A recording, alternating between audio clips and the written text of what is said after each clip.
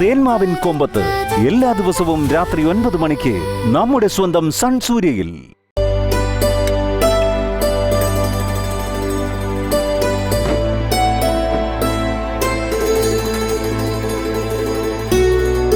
ആ മോളെ, ഞാനൊരു ദിവസം അവിടെ വന്നിരുന്നു ശേഖരനെ കാണാൻ. സുശീലയെ ഞാൻ 4 പറഞ്ഞിട്ടാ പോന്നു. ഞാൻ അറിഞ്ഞു. എന്തായാലും ഭാനു അതിൽ ഇടപെട്ടത് നന്നായി. അതിനുശേഷം അദ്ദേഹത്തിന് പഴകിയ ആഹാരം കൊടുത്തിട്ടില്ല. ശോ, അവളൊരു സ്ത്രീയാണോ? ഹോ, ഇങ്ങനെയുണ്ടോ മനുഷ്യര്? ഓ, ഇങ്ങനെ ഒരു മൂശേട്ടയാണല്ലോ ഞാൻ പണ്ട് സഹായിച്ചെന്ന് ഓർക്കുമ്പോ എനിക്ക് എന്നോട് തന്നെ വെറുപ്പ് തോന്നുക. എന്ത് ചെയ്യാനാ ഭാനുമ്മേ, പ്രായം കൂടുന്തോറും അമ്മയുടെ വാശിയും പകയൊക്കെ കൂടി കൂടി വരിക. അതൊന്ന് തിരുത്താനായിട്ടെ മക്കളാരും ശ്രമിക്കുന്നുമില്ല. ആ, വിഷമുള്ള ജീവികൾ അങ്ങനെയാനു. മൂക്കും തോറും വിഷം കൂടും. അവസാനം വിഷപ്പല്ല് കൊഴിയുമ്പോ സ്വയം തന്നെ വിഷം തീണ്ടി അങ്ങ് ചാവും. ആ, അതൊക്കെ പോട്ടെ. ആ, മോളുടെ വീടേ ഭാനുവമ്മ വൃത്തിക്കും വെടുപ്പിനും സൂക്ഷിക്കുന്നുണ്ട്. ഇതിപ്പോ എന്റെ വീടൊന്നും അല്ലല്ലോ, ഇതിപ്പോ ഭാനുമ്മയുടെ വീട് തന്നെയല്ലേ. ഞാൻ അങ്ങനെ കരുതുന്നുള്ളൂ. ഭാനുമ്മ അങ്ങനെ കരുതിയാ മതി. ഇതിന് ഒരു യോഗം വേണം മോളെ. അല്ല, അറിഞ്ഞുകൊണ്ട് ഞാൻ ഇതുവരെ ആർക്കും ഒരു ദ്രോഹവും ചെയ്തിട്ടില്ല. ആ, അതുകൊണ്ടാവും ഈ പ്രായത്തിൽ ഇങ്ങനെയൊക്കെ അങ്ങ് പോകുന്നത്. അല്ല, ഇത്തവണത്തെ കറണ്ട് ബില്ലും വാട്ടർ ബില്ലും ഒക്കെ വന്നോ ഭാനുമ്മേ? ആ, അതൊക്കെ വന്നു കിടക്കുന്നുണ്ട്. അടയ്ക്കാൻ സമയമുണ്ട്. അതിനുള്ളിൽ മോള് വരുമെന്ന് എനിക്കറിയായിരുന്നു.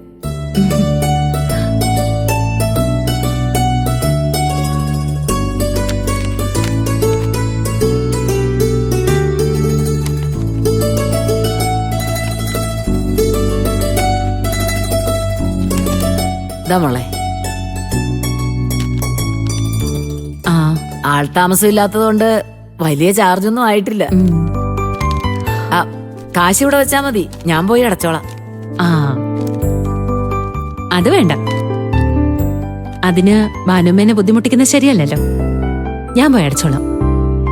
അല്ല, മോക്കതിനുള്ള സമയമുണ്ടോ മോളെ? സമയത്തിന് വീട്ടിൽ ചെന്നില്ലെങ്കിലേ സുശീല വാളെടുക്കില്ലേ? ആ, അതൊന്നും സാരമില്ല.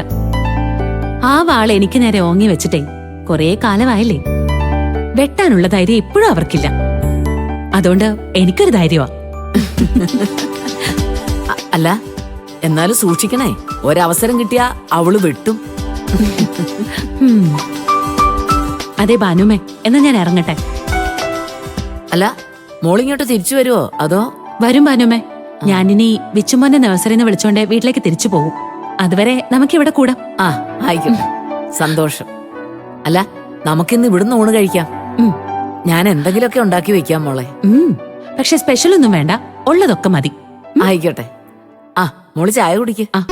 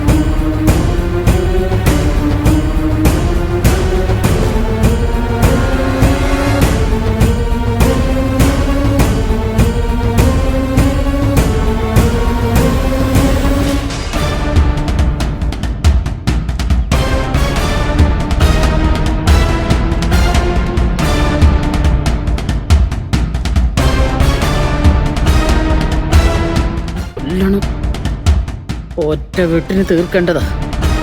ജയിലിൽ പോയി കിടക്കേണ്ടി വരുമല്ലോ എന്ന് ഓർത്തിട്ടാ.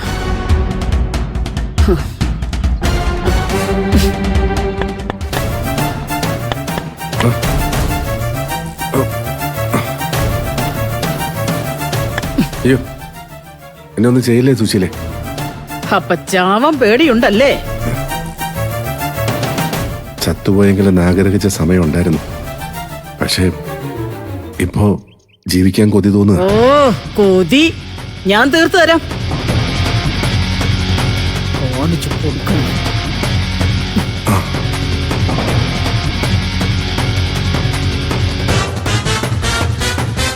വാ അങ്ങോട്ട്. എങ്ങോട്ടാ? ചുടുകാട്ടിലേക്ക് വരാനാ പറഞ്ഞേ.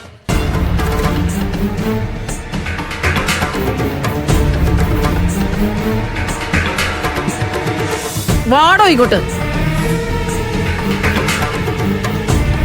ദേ ഈ മരത്തടി അങ്ങോട്ട് മാറ്റിയിട്ടെ. ഞാൻ ഒറ്റയ്ക്കോ? ഇത് നല്ല ഭാരമുള്ള തടിയാ. അയ്യാ, ഇത് മാറ്റിയിട്ടാണ് തണ്ട് തടിയൊക്കെ തനിക്കുണ്ട്. ഒന്ന് ശ്രമിച്ചു നോക്ക്. ആ മൂക്ക് മുട്ട തിന്നുന്നതല്ലേ? ശരീരം ഇളകി എന്തെങ്കിലും ചെയ്തില്ലെങ്കിലേ കൊഴുപ്പ് കൂടും. അങ്ങോട്ട് മാറ്റിയിടോ. ഓ അതിന് നോവും.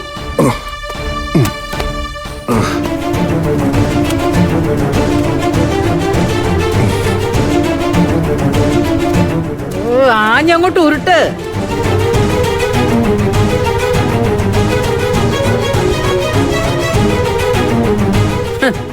അതെ വിശ്രമിക്കാറായിട്ടില്ല. ദേ ഇത് പിടിക്ക്. ഇതങ്ങോട്ട് പിടി. ആ ഇനി വെട്ടിക്കോ. അടുപ്പിൽ വെച്ച് കത്തിക്കാൻ പാകത്തിൽ വിറക് രൂപത്തിൽ വെട്ടണം. ഞാൻ വിറക് കൂട്ടാനോ? അത് എന്തോ പറ്റില്ലേ? അതല്ല സുശീലേ, ആ ശരീരം ഇളകിയ ചുമ കൂടും, അതുകൊണ്ടാ. ഓ ചുമ കൂടിയ മാറിയിരുന്ന് ചുമക്കണം. അതിനിപ്പോ വലിയ ചെലവൊന്നുമില്ലല്ലോ. മര്യാദക്ക് വെട്ടിയിടാനാ പറഞ്ഞത്.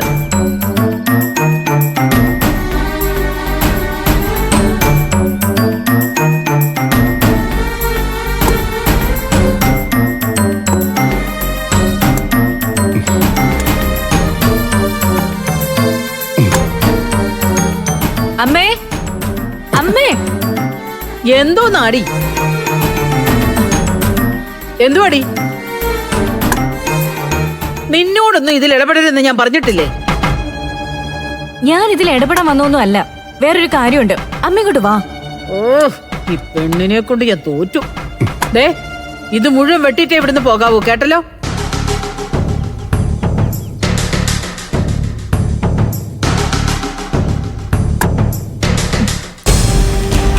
എന്താടി? വാ അമ്മ പറയാം.